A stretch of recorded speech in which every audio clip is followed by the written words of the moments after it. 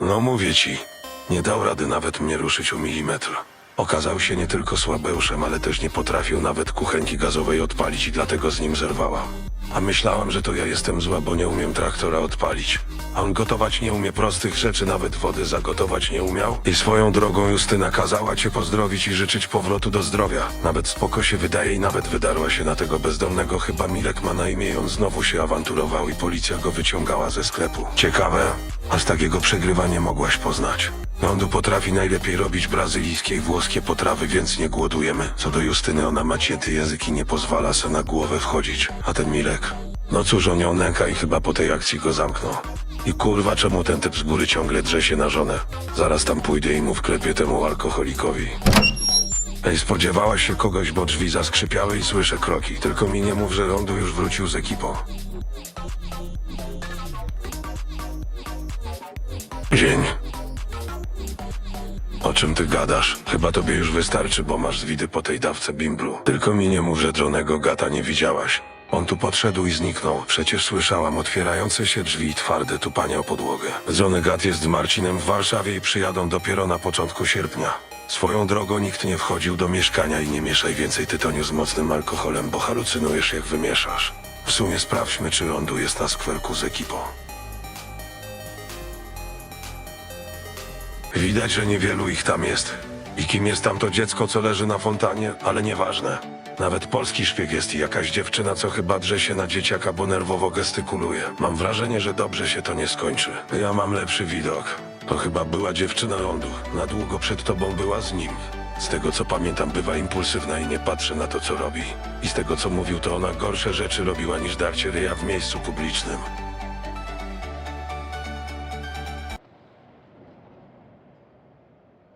I powiedz mi, czemu byłeś taki hop do przodu i musiałeś się popisywać? Teraz cię żebra bolą i chyba złamałeś nóżkę.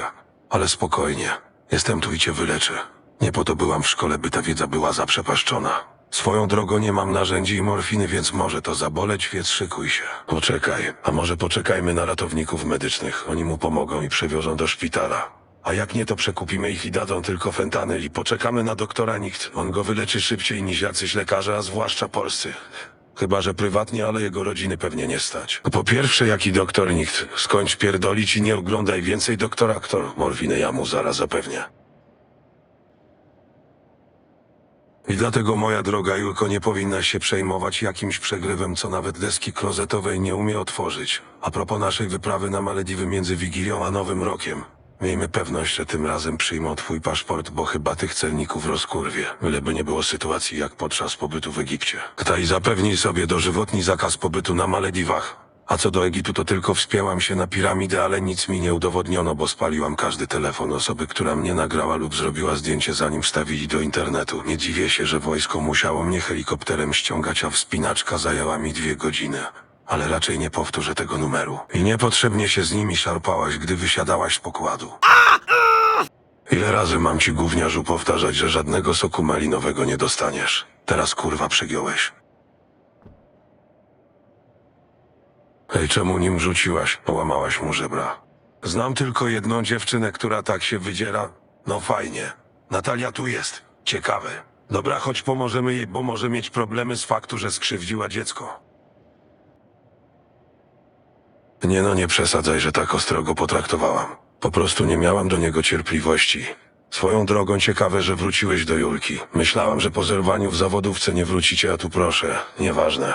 Ten mały jeszcze dostał nauczkę i tyle. Rzuciłaś nim jak szmacianą larką, więc to już przegięcie. A co do niej? Nie wróciłem do Julki, bo mam już inną od jakichś 5 tygodni. A Julka ma ci do powiedzenia jedną rzecz w sprawie, jak tego szczeniaka potraktowałaś. Socjopatka. Ej, no co wy? Myślałam, że wy nie możecie. A dobra, nieważne. I tak mi nie uwierzycie, że miałam dobre intencje wobec tego szczeniaka. Mogłam jednak poczekać na ten fentanyl, by sprawić, bym nie myślała o tym. A co do niego, to przecież kości mu nie pękły i tylko nogę lekko połamał. Otóż się mylisz. Złamanie się powiększyło i ma połamane 2 żebra i stwierdzam wstrząs mózgu. Ogólnie to nadaje się do sądu rodzinnego, a prokurator się tobą zajmie i trafisz na co najmniej 10 lat. Ale mogę zignorować ten incydent. Nie tak, że żołnierz paramilitarny nie przyjmuje łapówek. Mogę zaproponować 30 000 za milczenie. Więc zastanówcie się dobrze. O, widzisz? Trafiliśmy na skorumpowanego żołnierza. Zapłać mu, a będę ci wdzięczna po wsze czasy. I co, że się pół roku nie widzieliśmy? Ale wiedz, że tego hajsu ci nie oddam. Typowa Natalia.